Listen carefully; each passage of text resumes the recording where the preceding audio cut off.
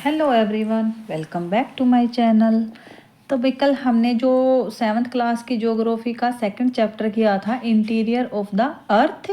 आज जो हम चैप्टर करने जा रहे हैं वो है आवर चेंजिंग अर्थ, मतलब हमारी बदलती पृथ्वी। ठीक है, आज का जो चैप्टर है वो है हमारी बदलती पृथ्वी। तो हिंदी और इंग्लिश दोनों मीडियम में करवाऊंगी मैं, ठीक है। एक्सप्लेन है जो वो हिंदी में कर देंगे क्योंकि हिंदी में ज़्यादा समझ में आएगा, लेकिन टर्म्स हैं जो साथ साथ में इंग्लिश के वर्ड मैं बताती रहूँगी ताकि इंग्लिश वालों को भी कन्फ्यूजन ना हो और हिंदी वालों को भी ना हो, ठीक है। तो भाई जो हमारी क्रस्ट, 3 तरह की हमने लेयर पढ़ी थी। क्रस्ट, उसके नीचे थी मेंटल, उसके नीचे थी भाई कोर। ठीक है, तो जो क्रस्ट लेयर है वो किससे बनी है भाई? अनेक प्लेटों से बनी है, ठीक है। और उसको क्या बोला जाता है? लिथोस्फीयर। ठीक है, ये जो क्रस्ट है इसको क्या बोला जाता है? इसकी जो ये मिट्टी की जो लेयर है उसको, उस एरिया को बोला जाता है लिथोस्फीयर। तो जो वो एरिया है वो अनेक प्लेटों में विभाजित है जिसको सथल मंडलीय प्लेट कहते हैं। ठीक है, सथल मंडलीय उसको प्लेट कहते हैं। अब क्या बता रहे हैं कि भाई जो हमारी ज़मीन है, हमारी जो पृथ्वी है, इसके अंदर क्या मैंने बताया था, मेंटल जो लेयर है इसमें पाया जाता है मैग्मा। तो ये मैग्मा सर्कुलर ऐसे, ठीक है, ये कैसे बन रहा है? जहाँ पे टेम्परेचर ज़्यादा हो जाता है, जब जो प्लेट है, जो ये क्रस्ट की जो प्लेट है बनी हुई है, इसमें जो चट्टान बनती है, जब वो ज़्यादा गर्म हो जाती तो वह चट्टानें है क्या, पिघलने लग जाती हैं। ठीक है, जिसकी वजह से मैग्मा बनता है। तो जो वो मैग्मा बनता है कि भाई वो मैग्मा ऐसा तो नहीं है नहीं भी कोई भी चीज़ इतनी गर्म हो रखी है वो उबल रही है। अब ये देखो, जैसे हम पानी को क्या करते हैं, उबालते हैं, तो पानी क्या स्टेबल नहीं रहता ना, पानी क्या करेगा, ऐसे उछलने लग जाएगा। ठीक है, पानी ऐसे ऐसे ऐसे ऐसे ऐसे ऐसे उछलने लग जाता है, ठीक है, अपनी जगह पे नहीं रहता। तो ऐसे ही वही वो है, जब वो प्लेटें गर्म हो जाती, जब चट्टानें गर्म हो जाती, जब वो पिघल जाती हैं, तो क्या है भाई, वो मैग्मा ऐसे उछलने लग जाता है, अपनी जगह पे स्टेबल नहीं रहता, गोल गोल गोल गोल ऊपर नीचे ऐसे सर्कुलर वे में वो घूमने लग जाता है। जिसकी वजह से अब अंदर क्या है, अंदर मूवमेंट हो रही है। अंदर जब मैग्मा की सर्कुलर मूवमेंट हो रही है तो बाहर की जो प्लेट है, ठीक है, बाहर की जो प्लेट है फिर वो क्या होती है, उसमें भी बदलाव आता है। ठीक है, ये प्लेटें क्या करेंगी, फिर ये प्लेट धीमी धीमी गति से चारों तरफ घूमती रहती है जो प्लेट है। ठीक है, किसकी वजह से? अंदर के मैग्मा की मूवमेंट, सर्कुलर जो मूवमेंट है उसकी वजह से ये। लेकिन प्रत्येक वर्ष केवल कुछ मिलीमीटर, बिल्कुल थोड़ी सी मिलीमीटर, कितना होता है, बिल्कुल थोड़ा सा, ठीक है, उसमें जो मूवमेंट होती है बिल्कुल थोड़ी सी ही रहेगी वो। ठीक है, क्योंकि प्लेट क्या है, अर्थ क्या काफ़ी बड़ी है।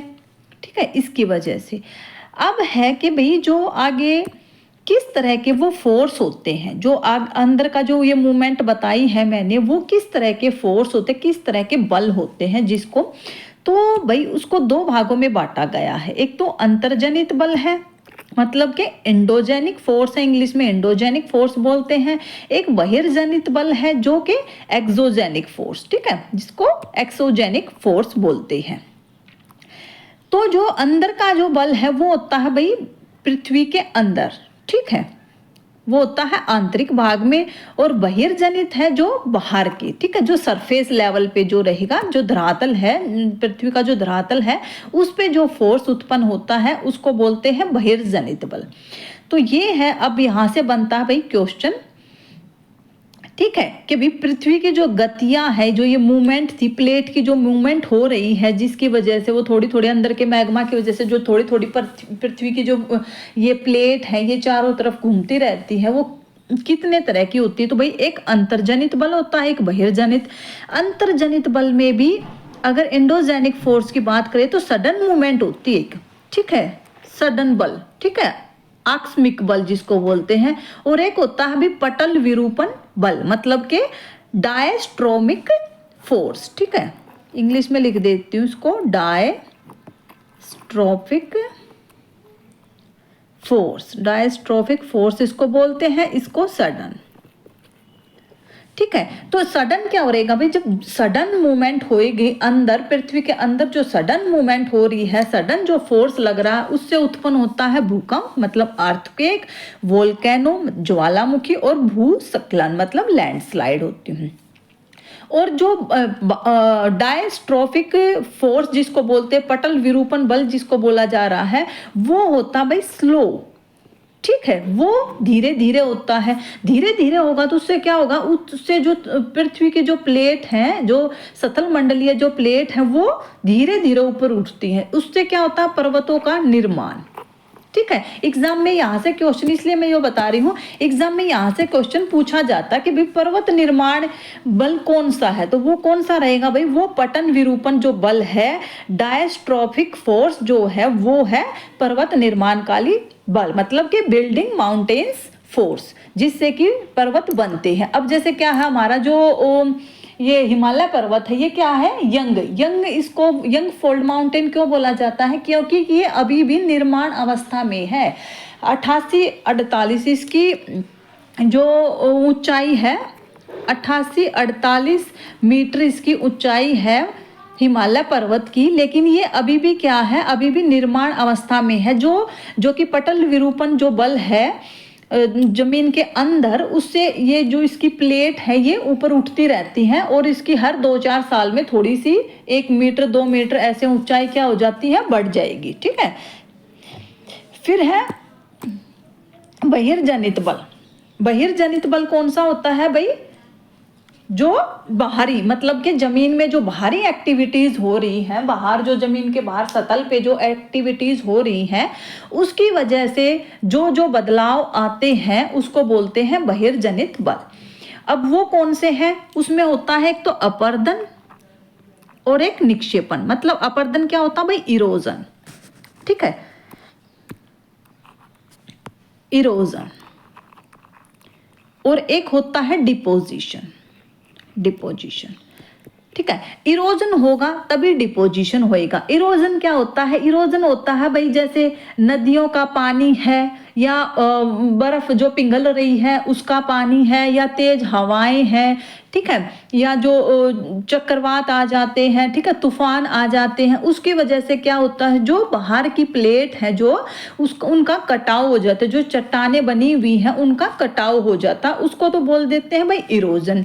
अब वो इरोजन जो चीजें हैं, कहीं से हवा ने कहीं से कुछ उठाया है, उसके जो चट्टानें टूटी फूटी है, तो कहीं ना कहीं तो उसको ऐसा थोड़ी ना हवा लेके उसको घूमती रहेगी एटमॉस्फेयर में, ठीक है, तो वो कहीं ना कहीं जब उसका जो बहाव है पानी का, हवा का, वो कम हो जाता, तो उसका क्या कर देती है, वो निक्षेप कर देती है, उसको डिपॉजिट कर देती है कहीं ना कहीं। तो उससे क्या होगा कि भाई उससे ये जो जमीन है, जमीन की धरती की जो प्लेट है या चट्टाने हैं, तो उससे क्या हो रहा है, उसका चेंज आ रहा है। ठीक है, तो एक्सोजेनिक जो फोर्स है उसकी वजह से नदियों, इसमें क्या क्या रहेगा, नदी का बहता जल, पवन है, समुद्र की जो तरंगे वो भी तो बाहर ही है, ठीक है, टाइड जो रहता है, हिमनद है, फिर ठीक है, ये सारी चीजें आएंगी भाई एक्सोजेनिक फोर्स में, जो कि अपरदन और निक्षेपण का कारण बनती है।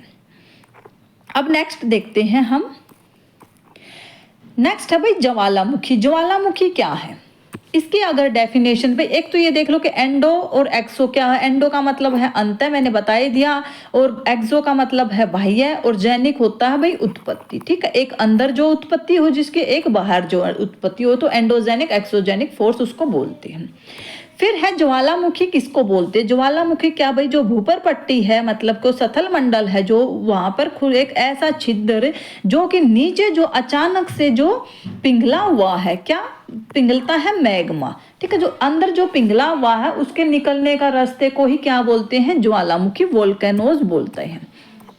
ठीक है, अब इसको देख लो, ज्वालामुखी के एग्जाम में क्वेश्चन बन जाते हैं। ठीक है, देखो कहाँ पे होता है ये, मोस्टली कहाँ से उठ रहा है भाई, मेंटल लेयर से उठ रहा है। कहाँ पर आ रहा है, जो ऊपर जो आ रहा है क्रस्ट, उसको क्या बोलते हैं, परपट्टी बोला जाता है। ठीक है, जो जहाँ से ये उठ रहा है, ठीक है, जिस स्पीड से जितने एरिया से ये उठा उसको मैग्मा कोस्ट बोलते हैं, मैग्मा कोस्ट। ठीक है, जब ये बाहर निकलता है, सतह पर आता है, ठीक है, सरफेस पर आता है पृथ्वी के, तो उसका क्या होगा, उसका निकास होएगा। वो सीधा सीधा तो नहीं चलेगा ना, तो इधर उधर जो होता है उसको बोलते हैं भाई निकास। ठीक है, निकास से जब वो गिर के क्या बना रहा है, यहाँ चट्टान, ठंडी होने से क्या बना रहा है, चट्टान। ठीक है, तो किसकी वजह से चट्टानें बन रही है, वो है लावा। ठीक है, और जब बिल्कुल इसका लास्ट का जो निकलता है, लास्ट में इसको क्या ऊपर जो उड़ता हुआ क्या दिखेगा, वो है गैस और राख। ठीक है, और जब बिल्कुल देखिए, देखो जैसे हिमालय पर्वत में अगर वो आ गया, ठीक है, तो इसकी चोटी से भी बिल्कुल चोटी में क्या रहेगा, उसको बोला जाएगा क्रेटर, और चोटी के ऊपर जो धुआं उठता दिखेगा उसको गैस और राख बोला जाएगा। ठीक है, तो ये ज्वालामुखी का क्या है, प्रोसीजर रहता है। फिर है भाई सतल मंडलीय प्लेटों के गति करने पर पृथ्वी की सतह पर क्या होती है, कंपन होती है। ठीक है, अब मैंने बताया था ना, मैग्मा जब अंदर सर्कुलर मोशन में जब वो घूम रहा है, तो ऊपर की जो प्लेट है, सतल मंडलीय प्लेट क्या कर रही थी, गति कर रही थी। उसी गति को क्या बोलते हैं भी, पृथ्वी की सतह पर क्या होती है, उससे कंपन, मूवमेंट होती है। ठीक है, अब वो मूवमेंट जब ज्यादा होती है, ठीक है, ये पृथ्वी के चारों ओर गति करती है ये प्लेट। ठीक है, तो वो साथ में वो कंपन भी पृथ्वी के चारों ओर भी मूवमेंट करेगी। ठीक है, जब वो मूवमेंट ज्यादा हो जाते हैं ना, तो उसी को क्या बोलते हैं भाई, उसी को भूकंप बोलते हैं, अर्थक्वेक बोलते हैं उसको। ठीक है, अब इसका हम देख लेते हैं कि कहाँ कहाँ पर ये शुरू होता है, कहाँ कहाँ पर कैसे होता है। ये इसका चित्र है, इसकी सहायता से हम अच्छे से समझ सकते हैं। देखो, जहाँ से भूकंप उठ रहा है, जहाँ से भूकंप है, जो सिस्मिक एनर्जी बोलते हैं, जो भूकंपीय तरंगे होती हैं उसको क्या बोलते हैं, सिस्मिक एनर्जी बोलेंगे। और कहाँ से होता है ये, ओरिजिन कहाँ है इसका, अंदर से। ठीक है, जमीन के अंदर से जो ओरिजिन हो रहा है उसको हम क्या बोल रहे हैं भाई, उसको बोलते हैं हम फोकस। याद रखना, ये एग्जाम में पूछे जाती है, टर्म्स है जो ये एग्जाम में पूछे जाते हैं, उसको बोलते हैं फोकस, जो ये नीचे है। ठीक है, अब नीचे से हम ये उठी जैसे मेंटल लेयर में या कहीं से ऐसे उठी है, तो वो जो अंदर का जो है उसको बोला जाएगा फोकस। लेकिन वो सीधा जो निकल के आ रहा है सरफेस पे, कहाँ वो टच हुआ है, उसको बोलते हैं भाई एपी सेंटर। ठीक है, इसको क्या बोलते हैं, एपी सेंटर। याद रखना, यही क्वेश्चन में ना कंफ्यूजन करने वाले होते हैं, जो अंदर अगर पूछा जाए। ठीक है, सरफेस के अंदर जो पॉइंट होता है, जहां से जो भूकंपीय तरंगे उठती हैं, उसको बोला जाएगा फोकस। और सरफेस के बाहर जो आकर वो सबसे पहले जहां पर टकराई है, उसको बोला जाता भाई एपी सेंटर। उसके बाद जो ये है, ये कहाँ, ये इसका चारों ओर का जो जितना उसने कवर किया है, बाहर की तरफ जो निकल रही है, ठीक है, वो उसको सिस्मिक वेव्स है ही वो। ठीक है, यहाँ पर ये क्या है भाई, यहाँ पे है प्लेट की बाउंड्री, यहाँ पर प्लेट की बाउंड्री। फिर जो भूकंपीय तरंगे हैं, कितने प्रकार की होती हैं, 3 प्रकार की भूकंपीय तरंगे रहती हैं, पी तरंगे, एस तरंगे, एल तरंगे। पी तरंगों को और क्या बोला जाता है, अनुध्रुवीय तरंगे। एस को बोला जाता अनुप्रस्थ तरंगे, एल को बोला जाता पृष्ठीय तरंगे, सरफेस वेव्स। ठीक है, ये सारा भूकंप का हमने समझ लिया है। फिर ये सारी वही बात है कि भाई भूकंप की भविष्यवाणी नहीं की जा सकती, इससे बचने के हम क्या कर सकते हैं, उपाय कर सकते हैं। एग्जाम में एक यहाँ से क्वेश्चन बन जाता है कि भाई स्थानीय लोग भूकंपीय तरंगों का कैसे, भूकंप के बारे में कैसे पता करते हैं। तो वो कैसे पता करेंगे, जानवरों के व्यवहार का अध्ययन करके, क्योंकि वो हमेशा वहाँ रहते तो उनको पता रहता कि किस टाइम पे जो जानवर हैं वो कैसे बिहेव करते हैं। फिर तालाब में मछलियों की उत्तेजना देख के, या सांपों पर का जो धरातल पर बाहर ज्यादा निकल आए, तब भी सोच लेते हैं कि भाई भूकंप आने वाला है। ठीक है, एक एग्जाम में क्वेश्चन यहाँ से बनता भाई, भुज है, गुजरात के भुज में 26 जनवरी 2001 को काफी तेज अर्थक्वेक आया था। ठीक है, अर्थक्वेक को जो भूकंप है उसको कहाँ से नापा जाता भाई, रिएक्टर स्केल पर। ठीक है, और ये कितना तीव्र था, ये जो भुज में आया था वो था 6.9 की इसकी तीव्रता थी। याद रखना, ये एग्जाम में बना हुआ क्वेश्चन है। ठीक है। इसमें लगभग लगभग बोलते हैं कि भी 971 इमारतें, स्कूल की इमारतें गिरने से कितने जो बच्चों की मौत आई थी भी, इसमें 971 स्टूडेंट की इसमें मौत हुई थी और 31 शिक्षकों की, मतलब कि टीचर्स की मौत दिखाई गई थी। ठीक है, बाकी इसमें यहाँ से और क्वेश्चन नहीं बनते हैं। ठीक है, भुज की तबाही, ये पाइपलाइन और ये जो हो गई थी। फिर यहाँ से क्वेश्चन बनता भाई एक, भूकंप का जो मापन है उसको तो मैंने बोला है कि भूकंप लेखी, ठीक है, उसको बोला जाता है भूकंप लेखी। फिर है कि भूकंप की तीव्रता है जो रिएक्टर स्केल पर मापी जाती है। अब यहाँ से क्वेश्चन बना हुआ है एग्जाम में कि कहाँ तक है जो डिस्ट्रक्शन, कहाँ कहाँ किस लेवल से किस तक जो डिस्ट्रक्शन करता है, किस लेवल पे चीज़ें गिरती हैं, यहाँ से क्वेश्चन बना हुआ है। तो भाई जब 2.0 तक या उससे कम रहता है ना भूकंप की जो रिएक्टर स्केल पर, तो उसका कोई प्रभाव नहीं दिखता है।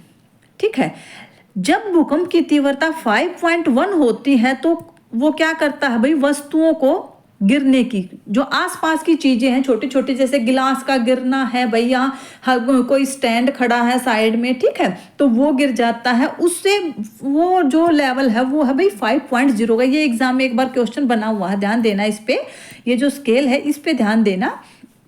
ठीक है, जब 6.1 से मतलब 6.0 और उससे अधिक होता है तो क्या होता है भाई, वो शक्तिशाली हो जाता है, और जब 7.0 से हो जाता है तब बहुत ज़्यादा शक्तिशाली होता है। तो याद रखना, हमें क्या याद रखना है, जब 6.0 से और उसके ऊपर तक का चलता रहता है ना तो डिस्ट्रक्शन ज़्यादा होने लग जाता है। ठीक है, एग्जाम में पूछा है 5.0 वाला एक बार, तो उसमें क्या होता है भाई, उसमें चीज़ें क्या होती है, उसमें चीज़ें गिरनी हो जाती, जो आसपास की चीज़ें सिर्फ वो गिरती हैं। इसमें ऐसा नहीं कि छत गिर गई, ऐसे नहीं जैसे गिलास का गिर गया हो, ठीक है, चेयर हिलने लग जाए, तो ये चीज़ें भाई इतने होती है 5.0 से लेकर 6 तक का जो रहता है उसमें ये मूवमेंट ही होती है आसपास की। ठीक है, ये भूकंप लेखी की जो चित्र ये देख सकते हो आप। फिर भूकंप से बचने की जो तैयारी वो कैसे है, तो वो है कि भाई ये दे रखी मेज के नीचे छुप जाओ, दीवार के अंदरूनी कोने में, ठीक है, तो ये ऐसे वो कर सकते हैं। फिर है भाई हमारा मुख्य शतलाकृतियाँ। ठीक है, मुख्य शतलाकृतियाँ हमें पढ़नी है, मतलब मेजर लैंड फॉर्म्स कैसे कैसे बनते हैं, कैसे कैसे चेंज होते हैं। ठीक है, तो ये क्या है कि भाई जो लैंड फॉर्म है उसको बनने का और उसका जो चेंजेस का प्रोसेस है वो दो चीज़ों से होता है। किस किस से होता है, एक तो होता है वेदरिंग से, ठीक है, और एक होता है भाई इरोजन से, इरोजन से, ठीक है, अपरदन से, और इसको क्या बोलते हैं, अपक्षय। ठीक है, अपक्षय की प्रक्रिया मतलब वेदरिंग की प्रक्रिया, और अपरदन, इससे क्या होता है, इससे मुख्य से शतलिया मेजर जो लैंड फॉर्म्स हैं वो बनते हैं। अब वो कैसे कैसे बनेंगे, देखो वेदरिंग क्या होती है भाई, वेदरिंग का मतलब है कि कहीं जैसे टेम्परेचर ज़्यादा हो गया है, टेम्परेचर ज़्यादा होगा तो क्या होगा, जो चट्टानें वो पिघलनी शुरू हो जाएंगी। टेम्परेचर कहीं पे बिल्कुल ही कम होगा तो क्या रहेगा, चट्टानें टूटनी शुरू हो जाएंगी। ठीक है, होती ना ठंड में कड़क जाना, ठंड में क्या होती है, चट्टानें कड़क कड़क कड़क के टूट जाती हैं। ठीक है, तो वेदरिंग का तो ऐसे इफेक्ट करेगा। अपरदन का मैंने बताया था, कभी एक जगह से क्या है, एक जगह से मिट्टी कहीं से चट्टानें हैं, चट्टानें टूट फूट जाती हैं तो पानी क्या है बहाकर दूसरी जगह पर ले जाता है, हवाएं हैं, हवाएं मिट्टी को उड़ा कर ले जाती हैं। ठीक है, तो ये होता है भाई इरोजन। तो इसकी वजह से क्या है, जो शतलाकृतियाँ जो लैंड फॉर्म है हमारे वो बदलते रहते हैं। तो इसमें बता रखा ये, यहाँ से एग्जाम के पॉइंट ऑफ व्यू से जो क्वेश्चन बनता है वो ये है कि भाई जो लैंड फॉर्म है वो किस किस घटक है, क्या क्या घटक उसको प्रभावित करता, तो वो यही है वेदरिंग और इरोजन, ये याद रखना यहाँ से। ठीक है, फिर एक है नदी के कार्य। भाई नदी का एग्जाम में क्वेश्चन यहाँ से बनता है कि भाई नदी किस किस तरीके से क्या क्या किस किस शेप में जाती है, क्या क्या कार्य करती है। ठीक है, तो नदी के जल से भाई दृश्य क्या भूमि का अपरदन होता है, नदी के जल के जो है उससे क्या होगा, भूमि का इरोजन होगा, अपरदन होगा। खड़े ढाल वाले स्थान से अत्यधिक कठोर सैल और खड़े ढाल वाली घाटी में गिरती है, उसको क्या बोलते हैं? जलप्रपात। जब भाई पानी जैसे इस पे है, पर्वतों पे जो बर्फ जमी हुई है, जब वो पिघल कर वो चलती है, वो ठंडा होता है काफी, जब वो चलता है पानी तो काफी तेज उसमें चलेगा वो, क्योंकि क्या है, पहाड़ी एरिया है। ठीक है, तो पहाड़ी एरिया से भी किसी भी पहले वो ऊपर वाले जो पर्वत है उससे जब खड़े ढाल वाले बिल्कुल स्ट्रेट, उससे जब नीचे गिरती है तो उससे क्या बोलता है? उस टाइम पे उसको नदी नहीं बोला जाता भाई, उसको बोला जाता जलप्रपात। ये आप देख सकते हो यहाँ का। ठीक है, ये कठोर सैल है, काफी कठोर है, लेकिन पानी की स्पीड कितनी है? पानी की स्पीड भी तो देखो कितनी ज्यादा है। जब पानी की स्पीड ज्यादा तो कटाव तो फिर भी होगा ना यहाँ पर। ठीक है, तो उसको बोला जाता है भाई जलप्रपात। अब एक बार यहाँ पर क्वेश्चन बने हुए हैं जलप्रपात का। ठीक है, सबसे ऊंचा जलप्रपात अगर आपसे पूछ लिया जाए तो दक्षिण अमेरिका का वेनेजुएला में एंजल जलप्रपात है। ठीक है, दक्षिण अमेरिका के वेनेजुएला जगह है जहां पर एंजल जलप्रपात है सबसे ऊंचा। ठीक है, अन्य जलप्रपात अगर पूछ लिया जाए इंपॉर्टेंट, ठीक है, उत्तरी अमेरिका में है, उत्तरी अमेरिका में कनाडा और संयुक्त राज्य अमेरिका की सीमा पर है एक नियाग्रा जलप्रपात, ये भी याद रख सकते हो आप। ठीक है, एक है भाई अफ्रीका का जिम्बाब्वे में, ठीक है, जिम्बाब्वे की सीमा पर विक्टोरिया जलप्रपात है। तो ये तीनों यहाँ से याद रखना भी, एनसीईआरटी में गिवन है तो एग्जाम में पूछे जा सकते हैं ये। ठीक है, नेक्स्ट चलते हैं, फिर वहां तो बन गया जलप्रपात। अब वो जलप्रपात जो बना है तो कहीं ना कहीं तो वो पानी चलेगा आगे, रुक तो नहीं रहा वो पानी।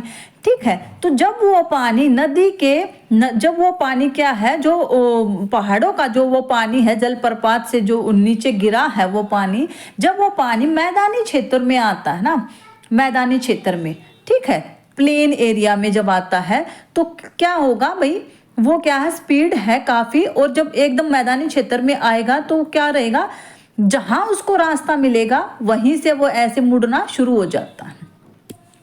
ठीक है, अब प्लेन एरिया आ गया।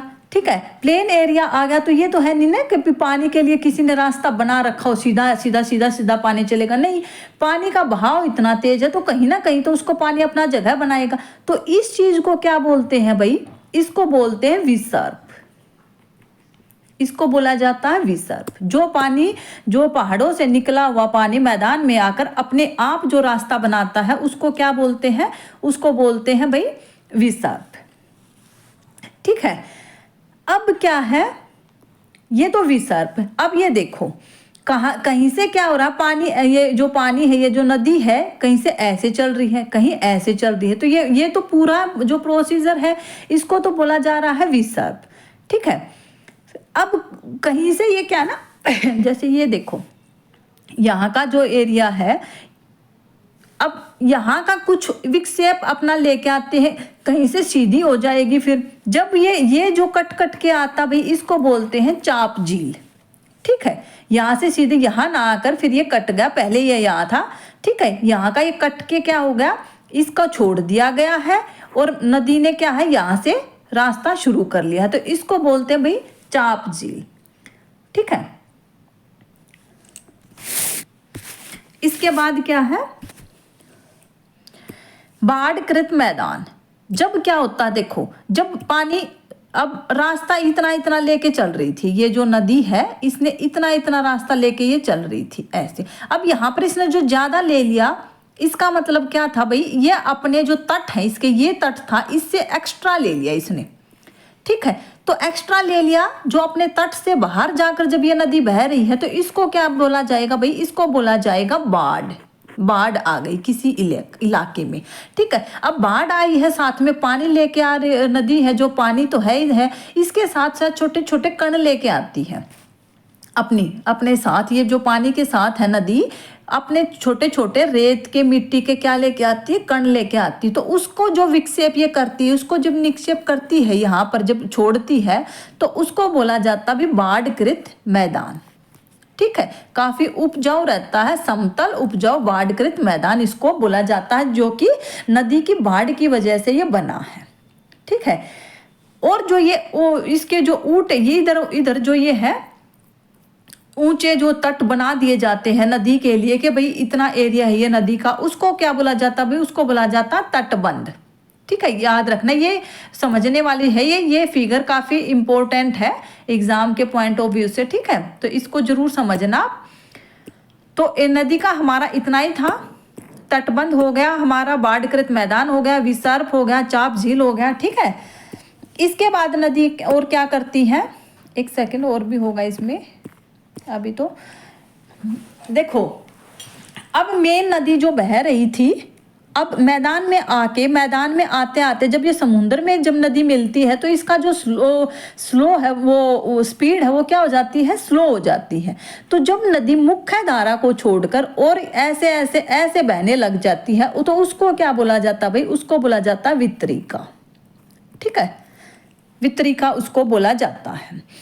तो अब वो इतनी स्पीड, इनकी जो स्पीड है इतनी स्लो हो जाती है कि जब हर वितरिका मतलब कि जो मुख्य जो सहायक नदी है, जो सहायक नदियाँ जो उसकी वो बन जाती है, और भी जो सहायक नदी होती है नदी की, और ये वितरिका भी। ठीक है, तो जो समुद्र के पास आकर जब ये मिट्टी को छोड़ती है, जो जो अपने साथ मिट्टी बहाकर लाई है, तो उसको बोला जाता है भाई डेल्टा। ये याद रखना, जब मुख्य नदी भी और उसकी वितरिका भी। ठीक है, तो जब वो आकर सारा मतलब जो अपने साथ बहा कर लाई है, जो समुद्र के किनारे पर फिर वो छोड़ के और फिर समुद्र में मिल जाती है, उसको बोला जाता है डेल्टा। याद रखना ये चीज। तो भाई नदी के सारी जो टर्म्स थी वो मैंने डिफाइन करवा दी। अभी देखते हैं हम समुद्री तरंग के बारे में। ठीक है, समुद्र की जो तरंगे हैं, समुद्र की जो लहरें हैं, वो क्या क्या करती हैं। तो जो समुद्र की लहरें हैं वो भी दो तरीके से ही, अपर्दन और निक्षेपण से ही स्थलाकृतियां बनाती हैं। वो कैसे कैसे बनाएंगी, जैसे ये है जो फिगर, ये समझिए आप। अब जो समुद्र की ये लहरें हैं बार बार इससे पत्थर से, ये पत्थर है ये जो किनारे पर है, ठीक है, ये इससे आकर टकरा रही है। तो जो तरंगे हैं इससे टकरा टकरा के जो होल बना रही है, इसको क्या बोला जाता है भाई, इसको बोला जाता है तटीय मेहराब। ठीक है, इसको बोला जाता है तटीय मेहराब। और जब ये चौड़ी हो जाती है, ठीक है, बड़ी होके ये बार बार क्या समुद्र की लहरों ने टकराना बंद थोड़ी ना किया है। तो जब टकरा टकरा के जब ये और ज्यादा बड़ी हो जाती हैं और ज्यादा जगह ले वो कर देती हैं पूरे, तो क्या बन जाती है, ये समुद्री गुफा। ठीक है, समुद्री गुफा बन जाती है।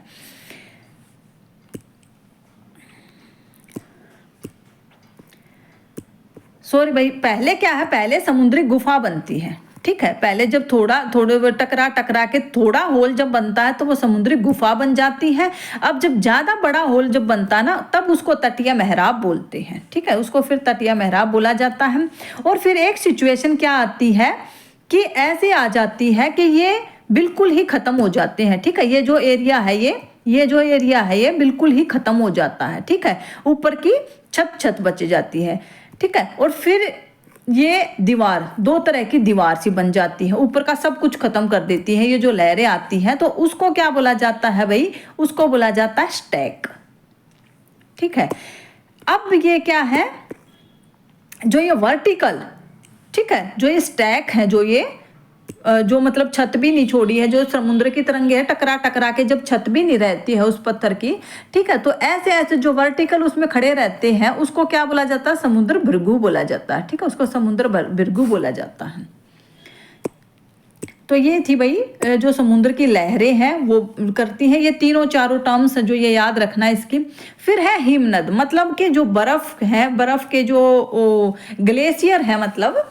ठीक है, तो उसका क्या काम है, ग्लेशियर किसको बोला जाता है भाई, जो रिवर ऑफ आइस। ठीक है, उसको ग्लेशियर बोला जाता है। ठीक है, उससे क्या होता है, उससे क्या रहेगा भाई, हिमनद अपने नीचे की कठोर चट्टानों से गोलाश्मी मिट्टी और पत्थरों को अपरदित कर देती है। इसको ये ज्यादा डिफिकल्ट हिंदी लग रही होगी आपको। मतलब क्या है, जैसे ये क्या है, ये देखो, इसको देखो आप, ये क्या है, हिमनद है। मतलब इधर साइड में पहाड़ है और ये बीच में बर्फ है जो जमी हुई है, उसी को तो वैसे तो नदी दिख रही है, लेकिन जो जमी हुई नदी होती है उसको क्या बोल देते हैं, सीधी सिंपल भाषा में उसको हिमनद बोल देते हैं। ठीक है, रिवर्स ऑफ आइस बोल देते हैं उसको, ग्लेशियर। ठीक है, तो उससे क्या है कि ये नीचे क्या कर देती है भाई, ये नीचे कटाव कर देती है। तो जब कटाव करते हैं, जब नीचे कटाव कर देंगे तो क्या बनेगा, खड्डा बन जाएगा। ठीक है, जब वो खड्डा बन जाता है तो कहीं ना कहीं से जब भी पानी, वो बर्फ जो पिघलेगी तो इसमें आके जो रुकेगी, जहां पर भी वो खड्डा बने और उसमें आकर जब वो पानी रुकता है तो उसको क्या बोलते हैं भाई, उसको बोल देते हैं झील।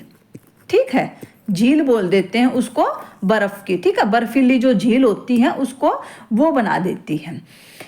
और क्या करती हैं, इसके द्वारा, हिमनद के द्वारा लाए गए जो फिर पदार्थ हैं, छोटे बड़े सैल, रेत, तलछट, मिट्टी निक्षेपित करती। ये निक्षेप करना है भाई, ये क्या बोला जाता है, हिमनद, हिमोड इसको बोला जाता है। ठीक है, ये था, सिर्फ इतना ही था इसमें हिमनद का जो कार्य है, मतलब के रिवर्स ऑफ आइस ग्लेशियर का जो कार्य है। ठीक है, फिर है पवन। भाई पवन क्या क्या करती है, तो एग्जाम में पूछा गया क्वेश्चन भाई एक बार कि भाई रेगिस्तान में जो अपर्दन और निक्षेपण का जो कार्य है वो सबसे ज्यादा कौन करता है, तो रेगिस्तान में पवन सबसे ज्यादा भाई मुख्य कारक है पवन। यहाँ से क्वेश्चन बनता। अपर्दन और निक्षेपण क्या है कि भाई एक जगह से हवा है, एक जगह से मिट्टी उठा के और दूसरी जगह पे जब डाल देती है उसको क्या बोला जाता है, अपर्दन और निक्षेपण। क्या होते हैं कि जैसे रेगिस्तान में मोस्टली क्या रहते हैं, ऐसी आकृति रहती है, छत्रक सेल जिसको बोलते हैं, मतलब कि मशरूम रोग, मशरूम के जैसे ऐसे ऐसे। ठीक है, मशरूम के जैसे रोग होती है। ठीक है, तो उसको जब उड़ाकर दूसरी जगह पर लेके जाएगी, ठीक है, तो उसको क्या बोला जाएगा भाई, सैंड डून्स। उससे क्या बनते हैं, सैंड डून्स बनते हैं। याद रखना, एग्जाम में पूछा गया है ये क्वेश्चन, सैंड डून्स कैसे बनते हैं। ठीक है, तो जब हवा है उड़ा के लेके जाएगी और कहीं ना कहीं दूसरी जगह पे उसको डिपॉजिट कर देती है, उस मिट्टी को, उस रेत को। ठीक है, तो छोटी सी जो पहाड़ी बनती है ना, छोटी सी ऊंचा, जो मतलब नॉर्मल अपने सरफेस से थोड़ा सा जो ऊंचा हो जाता है, उसी को क्या बोला जाता है, सैंड डून्स बोला जाता है। ठीक है, और ये किसकी वजह से होता है, मोस्टली ये होता है हवा की वजह से। ठीक है, और जो मतलब ये होता है कि भाई छोटे एरिया में, ठीक है, छोटे एरिया में सैंड डून्स बनते हैं। और जब वही रेत जो हवा उड़ा के लेके आ रही है अपने साथ पे, उसमें लार्ज एरिया में जब उसका निक्षेपण करती है, डिपोजिशन करती, तो उसको क्या बोला जाता है भाई, उसको बोला जाता है लॉसिस। ठीक है, ये कहाँ पे पाया जाता है, मोस्टली ये चाइना में पाया जाता है, याद रखना, ये चाइना में। ठीक है, लॉसिस जो बनते हैं वो चाइना में पाया जाता है। ठीक है, एक सेकेंड, लॉइस। ठीक है, इंग्लिश में उसको लॉइस बोलते हैं, लॉइस निक्षेप उसको कहा जाता है, हिंदी में भी लॉइस ही लिखा है। ठीक है, लॉइस। ठीक है, तो आज का जो ये चैप्टर था भाई यहाँ पे खत्म होता है। मिलते हैं एक नए चैप्टर के साथ। एनसीईआरटी है, एनसीईआरटी की एक एक लाइन इंपॉर्टेंट। भाई अच्छी लगे तो चैनल को सब्सक्राइब किया करो, चैनल को वीडियो को लाइक किया करो और अपने दोस्तों को शेयर जरूर करना। ठीक है, तब तक के लिए बाय बाय।